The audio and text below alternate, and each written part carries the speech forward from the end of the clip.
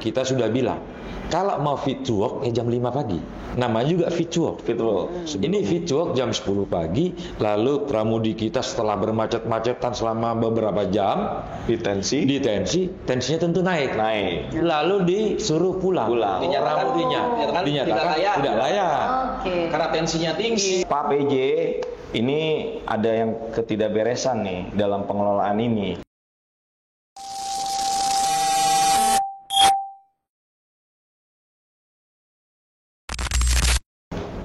Assalamualaikum warahmatullahi wabarakatuh. Waalaikumsalam warahmatullahi wabarakatuh. Sahabat fraksi netizen, jumpa lagi dengan saya Tata Ujiati. Kita akan ngobrol-ngobrol dengan Forkom Laskar Biru. Ya, ini adalah teman-teman yang kemarin melakukan aksi protes dan mengerahkan ribuan pekerja transportasi Jaklingko se-DKI Jakarta yang sempat membuat heboh dan banyak sekali reaksi ya dari baik itu dari warga maupun dari netizen. Nah, ini kita ingin ngobrol-ngobrol alasan teman-teman mengapa mereka melakukan protes, karena kita tahu ya bahwa Jaklingko itu merupakan integrasi transportasi yang merupakan model untuk Indonesia. Jadi baru satu-satunya di Jakarta ini yang menerapkan lebih dari 85% ya Pak ya, skop wilayah itu tercakup oleh integrasi transportasi. Dan oleh karena itu juga Jakarta dinobatkan menjadi mendapatkan penghargaan internasional ya. Internasional. Gitu. Jadi makanya ini juga membuat saya bertanya-tanya ya, mengapa yang sudah mendapatkan begitu penghargaan besar, tapi ternyata juga para pekerja transportasi dan juga mitra dari operator Jaklingko ini kemudian melakukan protes. Nah, telah hadir di studio teman-teman, yaitu 3 orang dari Forkom Laskar Biru yang menamakan sebagai koalisi dari ini pekerja transportasi ya, operator, yaitu Pak Berman Limbong. Terima kasih Pak atas kehadirannya. Terima kasih. Dari Komilet Jaya. Betul. Kemudian Pak Rahmadoni. Terima kasih Pak atas kehadirannya. Terima kasih. Pak Rahmadoni dari Purimas Jaya. Dan kemudian Pak Ardiansyah. Siap. Ya, makasih Pak atas kehadirannya.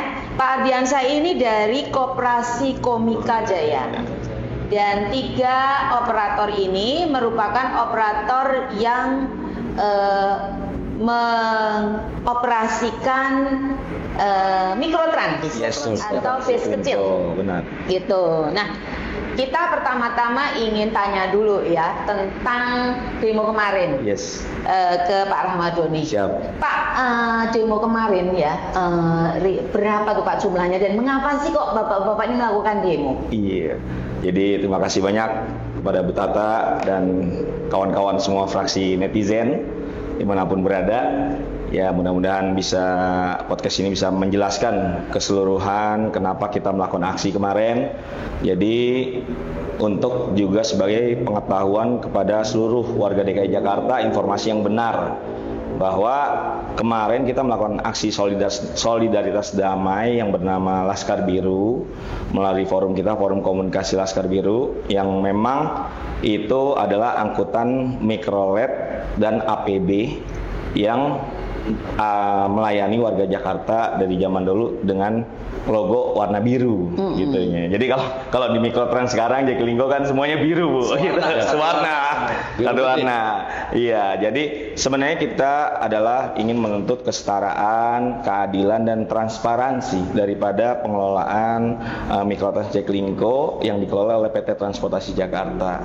Ada 4 poin sebenarnya yang kita harapkan, yaitu yang pertama terkait dengan arogansi daripada direksi Transjakarta tentang aturan yang tebang pilih. Jadi di sini kita merasakan bahwa ketika dari kita sebutlah warna biru yang melakukan kesalahan, tiba-tiba langsung segera ditindaklanjut dengan yang berlebihan. Ketika yang operator lain yang berseberangan itu tidak, itunya. Apakah ini menandakan bahwa ada suatu kayak ketidaksukaan terhadap di operator kita, operator biru. Yang kedua itu terkait dengan harga rupiah per kilometer, yang dimana harga penawaran yang ditawarkan oleh direksi Transjakarta melalui direktur operasionalnya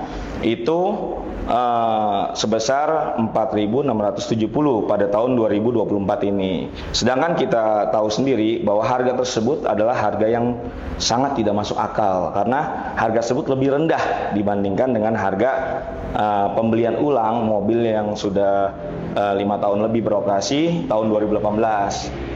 Sebesar kurang lebih sekitar 4.751 sekian.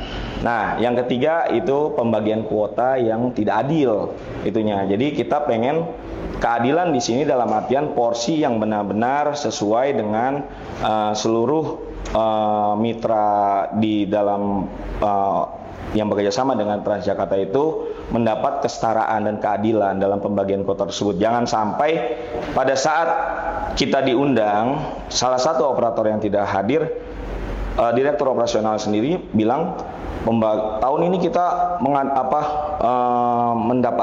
akan mengadakan pembagian kuota sebanyak 100. Nah, pada kenyataannya ternyata pas kita lagi di Disub pembagian kuota ada 200. Nah, itu kan suatu pembohongan kepada operator, mitra operator. Nah, hal itu tidak transparansi dalam hal ini. Nah, yang terakhir yaitu adanya diskriminasi terhadap unit-unit reguler pada saat mitra reguler kami biru itu dalam hal langsung kalau misalkan secara administratif dianya itu kurang, dalam artian misalkan telat 1 hari mati misalnya itu langsung ditindak, langsung dikandangin. Nah, itu kan permasalahan-permasalahan tersebut secara administratif harusnya diselesaikan secara administratif juga gitu, jangan langsung tindakan yang semena-mena gitu. Dalam hal ini juga kan itu harus menyangkut hajat hidup orang banyak gitu, dan kami dari aksi keempat itulah kami bergerak semuanya gitu. Jadi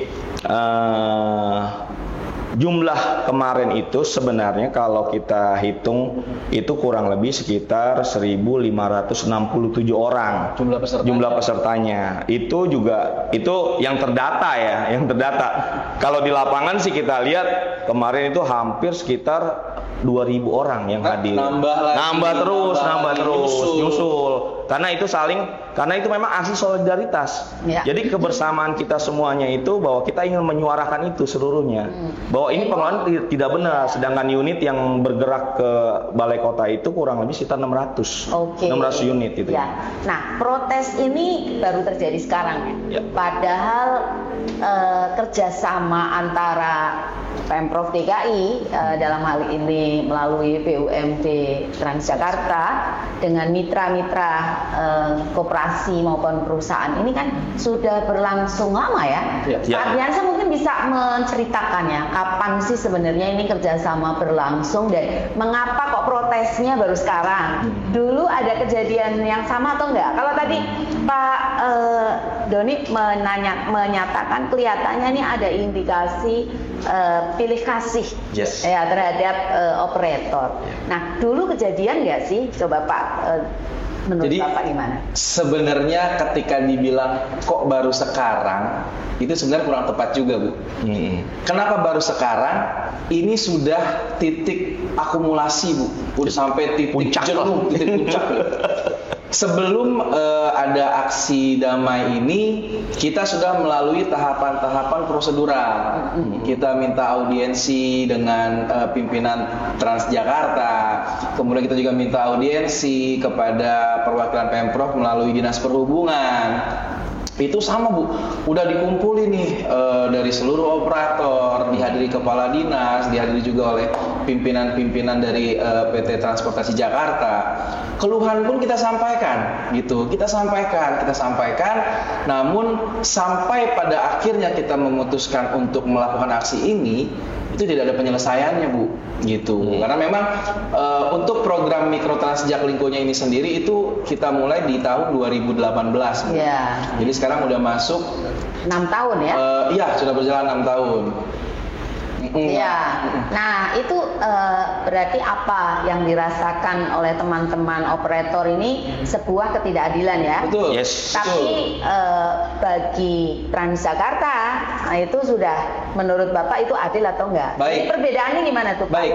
Jadi begini, kita ada yang namanya kuota ditetapkan oleh Dinas Perhubungan. Itu diambil dari data pada tahun 2014 ya. 14. Itu Terakhir. berdasarkan jumlah unit yang teregistrasi di database Dinas Perhubungan. Nah, dari data tersebut diolah untuk kebutuhan Mikrotrans Jaklingko di DKI Jakarta ini sebanyak 6.360. Yes. Nah, dari jumlah unit yang terdaftar itu dengan kebutuhan DKI Jakarta sebesar 6.360 tersebut, kemudian dikonversilah berdasarkan persentase, keluarlah angka kuota masing-masing per operator. Kuota induk. Sudah ada.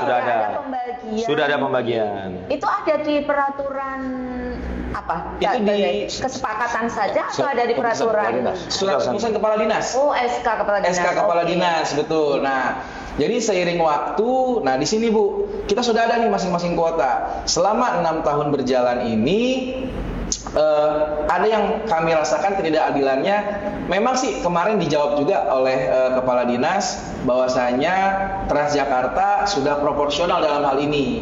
Disebutlah angka-angka persentase dari jumlah kuota, kemudian realisasinya berapa, capaian dipersentasekan berapa gitu. Nah, jadi di sini ketika hanya melihat persentase mungkin bisa dibilang adil gitu. Tapi kan adil tidak selamanya apa ya, mungkin kata-kata yang lebih tepatnya, adil dan berkeadilan itu agak berbeda. Beda. Adil, berkeadilan dan kesetaraan gitu. Ya, masalahnya sudah pernah ada SK Kepala Dinas untuk pembagian berdasarkan persentase Betul. di antara para operator. Dan yang diprotes sekarang adalah mengapa tidak ada kesetaraan perlakuan ya di dalam pengadaan bis penyerapan baru. Kan itu ya, benar. kan? Iya. Nah, tadi menarik itu yang bahwa kebutuhan Jakarta ini untuk ideal itu 6.360 ya. lebih. Untuk Dan Mikrotrans ya, sekarang bus kecilnya. itu baru 2.000.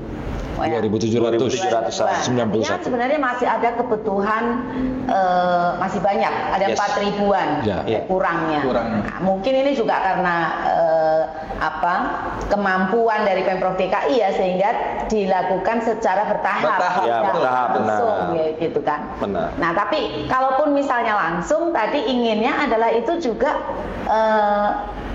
secara adil ya, secara adil, bagi kepada iya. semua, bukan hanya terbatas pada. Jadi kita tuh pengennya tuh ketika disampaikan, dalam artian pada saat penyampaian pertama kali Pak Deo itu tanggal 19 Januari kalau nggak salah, itu hari Jumat tanggal 19 Januari itu dia menyampaikan di depan kita langsung, itu yang hadir diundang itu adalah 11 operator pada waktu itu, tapi yang hadir itu adalah 10 operator waktu itu ada absensinya dan semua jelas di situ. Dan kawan-kawan itu sempat menanyakan langsung kepada beliau bahwa apakah ini untuk 11 operator, dan beliau menjawab pada saat itu adalah iya untuk 11 operator gitunya loh. Kenapa yang satu operator itu tidak hadir?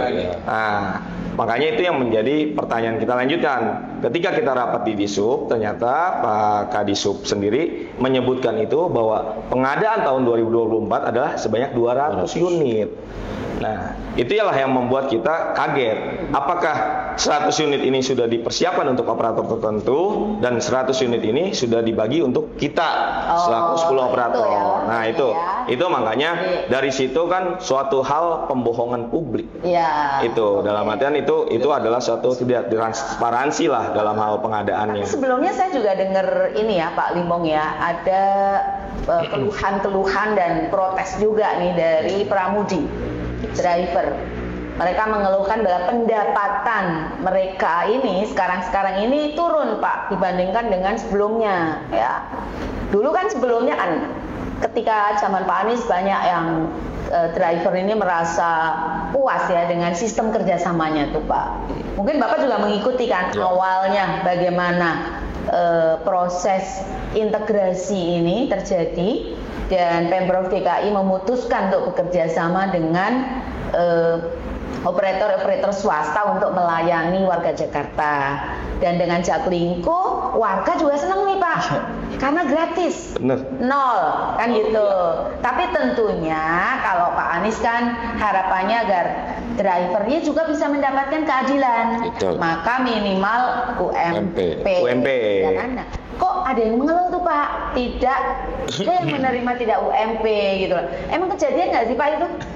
Pak Limo gimana? Ya, terima kasih Bu Tata. Tapi saya sebagai koordinator Forum Komunikasi Laskar Biru, sebelum menjawab pertanyaan Bu Tata, pertama-tama saya mau menyampaikan permohonan maaf kepada seluruh warga Jakarta. Melalui fraksi netizen ini, kiranya permohonan maaf kami dapat diterima oleh masyarakat Jakarta, khususnya pelanggan Mikrotrans. Kami bukan dalam melakukan aksi, tapi kami hanya mau menyampaikan aspirasi kami kepada Pak PJ Gubernur yang kanal-kanal pengaduannya itu sudah buntu. Jadi sekali lagi mohon maaf, dan setelah kami diterima oleh perwakilan Pemprov, lalu dengan tertib mereka kembali ke titik-titik pengendapan untuk melayani masyarakat. Terima kasih sekali lagi. Namun juga sebelum saya menjawab mengenai keluhan pramudi, saya mau memberikan penebalan dulu Bu Tata. Terkait tadi masalah transparansi yang disampaikan rekan saya Doni itu. Salah satu indikator tidak ada transparansinya adalah bahwa sepemahaman kami bahwa yang namanya kerjasama seperti ini terkait LKPP dan e-katalog, tentu para mitra operator terlebih dahulu dimodali dengan KAK. Dari dasar KAK itulah kita menyusun harga penawaran sendiri. Nah, karena kita tidak diberikan KAK untuk tahun 2024, maka kita memilih KAK 2023 karena menurut kita modanya tidak akan berbeda. Spek teknisnya tidak akan berubah. Lalu kita naikkan dari harga 2023. Apa komponen yang naik? UMP. Karena per Januari 2024 PJ Gubernur sudah mengumumkan kenaikan UMP. Tentu koefisiennya kita naikin. Dari 4.900 something akan berubah menjadi 5.000. Lalu itu kita ajukan sebagai harga penawaran sendiri. Tadi sudah disampaikan oleh teman-teman untuk membagi kue 100 unit, padahal pada faktanya ada 200 unit. Nah, berdasarkan KAK 2023 kita mengajukan HPS, harga penawaran sendiri, harga perkiraan sendiri, lalu muncul jawaban tidak kompetitif. Harganya. Iya, kita bingung. Tidak kompetitif karena apa? Kecuali KAK-nya sudah diberikan nama kita, lalu kita mencari literatur untuk semua pembanding, baru ada bahasa tidak kompetitif. Belum kompetitif. Lalu kita diperhadapkan dengan kebijakan baru di sela-sela ini. Ada namanya Amari. Amari ini ada hubungannya Bu. Kenapa saya ke belakang dulu? Benar.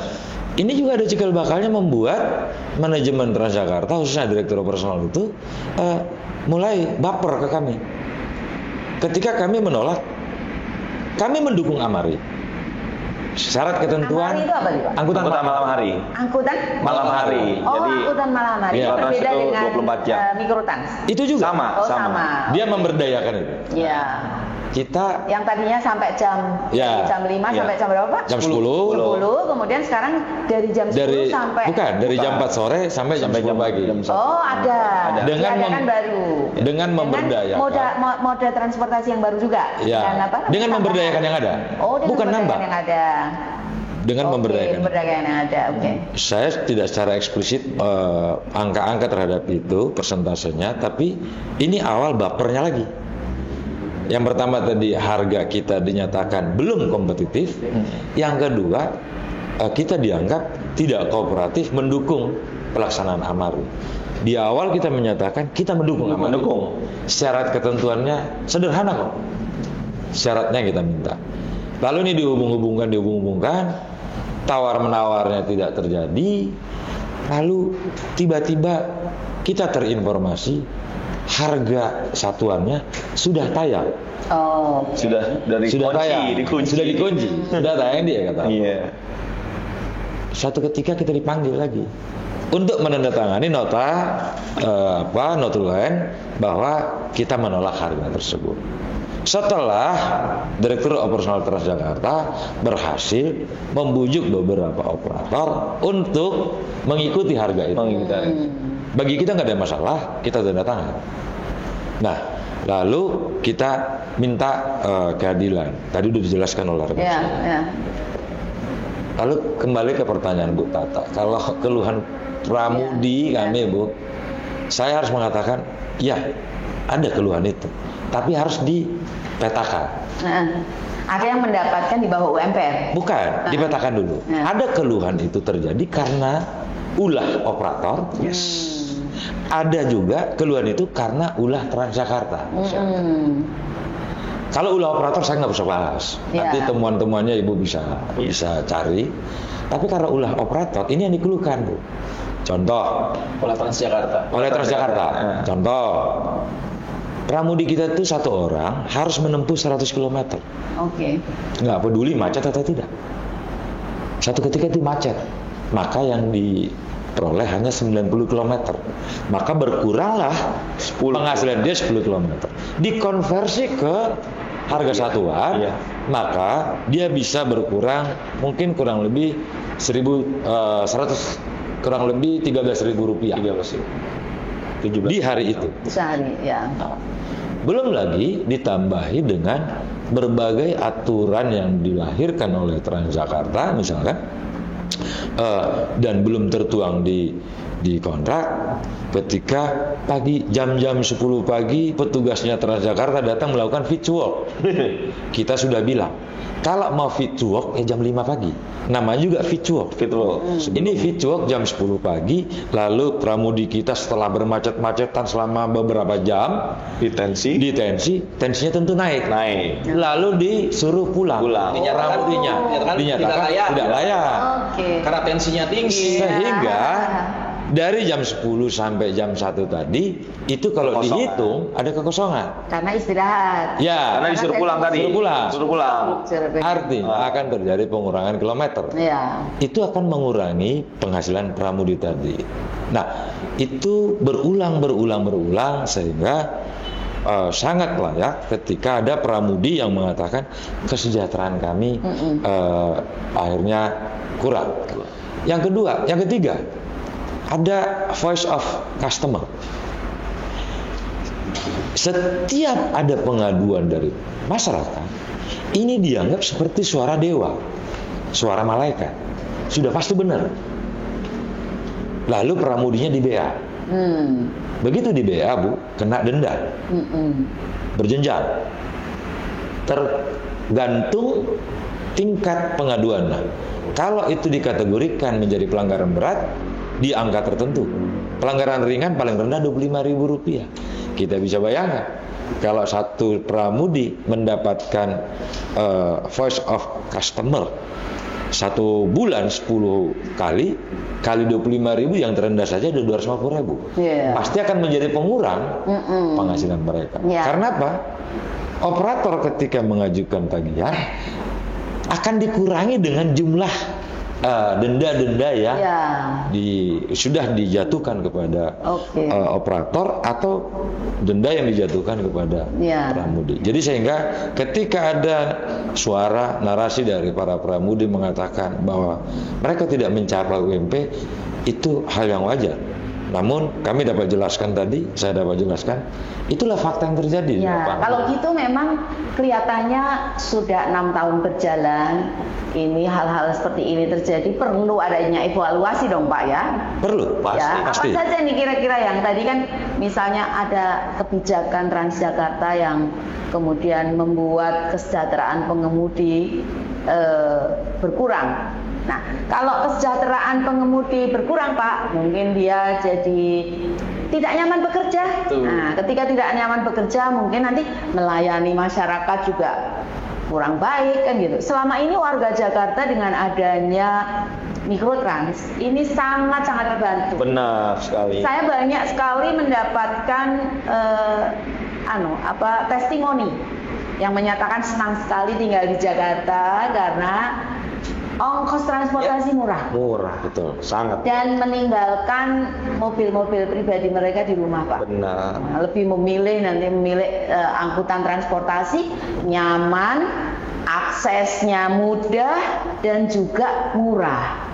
Tapi kalau tadi ada evaluasi yang seperti itu, kemudian mengganggu warga, ya kan, mengganggu pengemudi dari kesejahteraan, kemudian mereka jadi tidak bisa melayani dengan baik. Sebenarnya yang rugi adalah warga. Gitu kan, Pak. Sehingga saya kira memang patut sih Pemprov DKI maupun Transjakarta ini merespon dengan baik. Harus.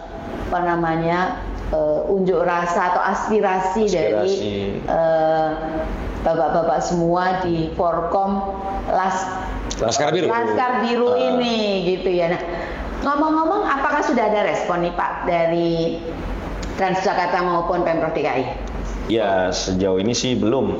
Karena kan kita sudah memberi informasi terkait dengan aksi tersebut bahwa apabila kita memberikan batas waktu ya kemarin itu bahwa kita itu tidak main-main untuk menyampaikan aspirasi ini, keresahan ini, karena bagi kita yang kita sampaikan itu adalah fakta yang memang ada sesungguhnya terjadi gitu. Jadi kita kemarin sudah mengultimatum dalam hal ini memberikan batas waktu 14 hari kerja. 14 hari kerja setelah kita melakukan aksi demo ini, apabila Pemprov DKI tidak merespon apa saja yang tuntutan kami tersebut, maka kami akan melakukan aksi yang lebih besar lagi. Karena kemarin itu banyak juga sebenarnya yang tertahan, tidak sempat masuk ke balai kota juga ya kawan-kawannya semua ya. Karena kita bilang jangan semuanya ke balai kota karena itu akan menimbulkan kemacetan yang lebih parah lagi. Nah, ternyata apa yang kita sampaikan aspirasi ini didukung oleh seluruh masyarakat juga, warga DKI Jakarta, dan juga banyak juga rekan-rekan kita yang mendukung aksi kita bahwa memang seharusnya dilakukan seperti itu. Bahwa ini sudah tidak benar Transjakarta ini, direksinya arogan sekali lah dalam hal ini. Nah, ini suatu warning kita sebagai warga DKI Jakarta untuk memberikan teguran itunya. Pak PJ, ini ada yang ketidakberesan nih dalam pengelolaan ini. Jadi kita pengen ya ujungnya ya nanti kita lihat nanti 14 hari ini apakah direspon atau tidak. Kalau tidak direspon, maka aksi ini akan berbuntut panjang dan akan 2 kali lipat, akan berlipat-lipat kali lebih besar daripada aksi yang kemarin. Mudah-mudahan nanti direspon dengan baik. Amin. Ya. Tapi saya mau tambahkan dulu, Bu Tata, mengenai tadi sebelum mempertanyakan respon Pemprov mengenai evaluasi, Bu. Evaluasi ini penting. Namun evaluasi ini tertinggal jauh, terkubur jauh setelah masa era gubernur kita meninggalkan balai kota. Di zaman Pak Anies setelah era Pak Anies evaluasi ini bukan hanya berkurang. Saya jelaskan. Di zamannya Pak Anies, Bu, kita Monef itu rutin monitoring evaluasi. Dan ketika kita monitoring evaluasi, kita bukan hanya dan ada tuh FGD tahunan. Jadi bukan hanya Monef, FGD sampai dibawa ke FGD ya. Dan kita itu ada komunikasi 2 arah. Wah, kelihatannya zaman itu operator dianggap sebagai mitra sejajar. Betul, mitra sejajar. Jadi kita tuh komunikasinya 2 arah. Kita bilang, Pak, petugas Anda itu kayaknya harus diganti deh. Karena petugas Anda itu menerjemahkan instruksi itu sangat kaku, gitu loh. 1, petugas Anda itu bukan sebagai pihak yang mencari kutu loh. Petugas Anda juga yang di lapangan berfungsi membina. Komunikasinya amat baik ya. Amat baik. Dan itu langsung mendapat respon yang baik. Ya, oke. Nah, sekarang ini Bu, kalaupun dilakukan Monef, itu hanya menampilkan kesalahan-kesalahan operator. Wah, operator A, kamu tuh begini, terus. Ketika kita sampaikan keluhan kita, cukup dicatat. Tidak pernah direalisasikan. Ibu bisa bayangkan, banyak loh petugas-petugas mereka, nomor handphonenya pun tidak boleh diketahui. Petugas di lapangan, sekelas Korwil dan segala macam. Lalu kalau ada kendala di lapangan, korlap kita berkomunikasi dengan siapa? Itu udah kita sampaikan berulang-ulang contoh. Itu tidak pernah dapat respon apa-apa. Lalu evaluasi semacam apa yang harus kita minta? Ketika kita melakukan bersuara, saya ingat Bu, saya ingat betul ketika di BPPTJ ya, BPPTJ, saya pernah ngomong lantang Bu beberapa tahun yang lalu. Itu kalian itu Transjakarta itu batu semua otaknya. Saya ngomong begitu di ulang rapat Bu. Setelah itu nggak ada yang baper. Nggak ada yang baper. Jadi ini rasional saja. Rasional. Karena kita mitra sejajar. Saya bilang, kalau kami harus ngikutin maunya kalian, nggak usah diundang rapat. Bikin aja pengumuman maunya kami seperti ini. Yang siap monggo. Betul. Ngapain lah? Tapi setelah itu Bu, nggak ada yang baper tuh. Karena kan sebenarnya operator ini sudah lama beroperasi di Jakarta sebelum Pemprov punya bis-bis sendiri kan gitu ya sebenarnya kan. Nah, Pemprov DKI ini ingin mengatasi kemacetan nih. Sehingga mengapa bekerja sama dengan operator. Dulunya kan saingan ya Pak antara operator ngetem, rebutan sewa masih reguler. Nah, dengan adanya kerjasama Pemprov DKI dan operator, saya ingat waktu itu tahun 2018 ya Pak ya. 2018. Nah, itu kemudian kemacetan berkurang karena nggak ada yang ngetem kan Pak. Jadi teratur. Kemudian keuntungan ya Pak Lembong ya. Sebenarnya di sisi pemerintah kan bisa mengatasi kemacetan tuh Pak. Nah, di sisi warga bisa mendapat transportasi murah, bahkan gratis. Ekonominya jadi meningkat. Driver pengemudi mendapatkan setidaknya UMP. Ideal kan tadinya ya Pak. Operator juga mendapatkan rute gemuk maupun tidak gemuk tetap sama. Itu namanya kesetaraan. Sebenarnya konsep yang dibangun waktu itu Pak oleh Pak Anies untuk kemitraan ini sudah ideal ya. Ideal sekali. Kemudian Bapak tadi ada sekarang ini ada perubahan kebijakan dan penerapan kebijakan yang kemudian membuat operator merasa dirugikan, driver dirugikan, dan akhirnya warga juga dirugikan. Benar. Nah, tapi yang menarik nih Pak ya, jadi rame juga kan di media sosial. Ada salah satu nih dari politisi ketika merespon ini mengatakan begini, kan warga ini nggak bayar, gratis, sehingga biaya yang dikeluarkan oleh manajemen Transjakarta juga jadi susah untuk mengalokasikannya gitu. Kurang literasi kali ini ya. Kurang literasi kali ini Mas ya. Kalau mau bicara integrasi khususnya sistem Jaklingko ini, berpikirnya itu harus holistik. Kalau dia memandangnya dari sisi PSO, dia harus belajar public service obligation atau subsidi. Dia harus memahami betul subsidi itu seperti apa. Lalu jatuhnya ke siapa. Jangan ada narasi atau pemikiran bahwasanya, dan itu kemarin saya bertanyakan. Karena seolah-olah perilakuan Transjakarta kepada para operator ini seolah-olah itu uang Transjakarta. No.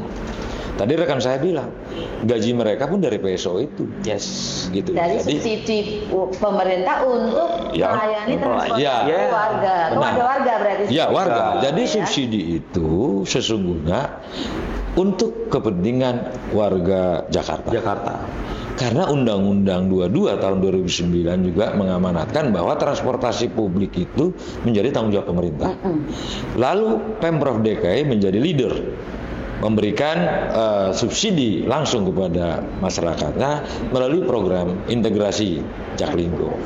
Tapi yang terpenting, maka tadi saya katakan, ini harus berpikir secara holistik. Jangan lupa, di samping kebijakan Jaklingko dengan berbagai regulasi yang diterbitkan ketika itu, ada Ingup 66 2019. Yes. Tentang kualitas udara di Jakarta. Dan di Ingup 66 itulah jumlah yang disebutkan rekan-rekan saya tadi 6.360 itu dituangkan. Artinya dengan jumlah angkutan umum yang terintegrasi mulai dari bis besar, bis sedang, bis kecil ini diharapkan akan mampu memperbaiki kualitas udara. Jangan lupa, memperbaiki kualitas udara kita ini mahal, benar. Kalau dikonversi dengan subsidi ini mungkin jangan-jangan masih lebih mahal ketimbang biaya yang akan digelontorkan untuk memperbaiki kualitas udara kita ini. Jadi kita harus juga memberikan edukasi kepada masyarakat. Sayangnya kalau ada politisi yang memberikan tanggapan seperti itu, ya literasinya diperbanyak. Karena kemudian seolah-olah menyalahkan kebijakan pemerintah yang justru ingin memberikan layanan transportasi murah dan mudah diakses. Ini sebenarnya hanya kantong kanan, kantong kiri, Bu. Iya. Di kantong kanannya dikasih gratis di bis kecil, di kantong kirinya jumlah penumpang di bis besarnya yang bayarnya meningkat. Apalagi tadi kata Bapak, kualitas udara Jakarta menjadi lebih baik, sehingga tidak ada biaya-biaya tambahan. Banyak orang sakit, ya kan? Dan sebagainya. Itu kualitas udara.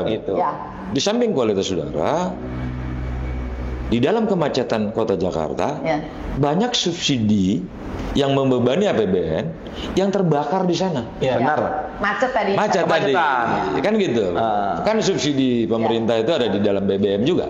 Ketika terjadi kemacetan, kalau dihitung itu, lalu diakumulasikan dengan biaya untuk perbaikan kualitas udara, jangan-jangan jauh lebih murah subsidinya.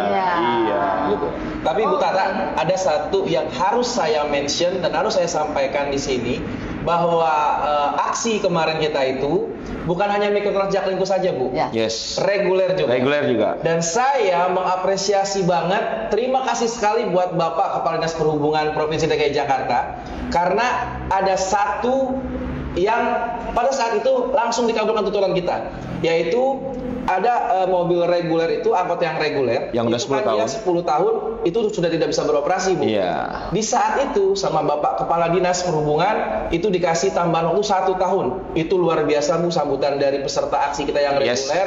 Merasa bersyukur dan berterima kasih sekali karena ada kesempatan 1 tahun lagi untuk bisa mengumpulkan istilahnya pendapatannya dia dari situlah. Itu tadi yang disebut mungkin dengan toleransi, empati, dan juga keadilan. Makanya. Satu lagi, Bu. Gimana, Pak? Terkait subsidi tadi.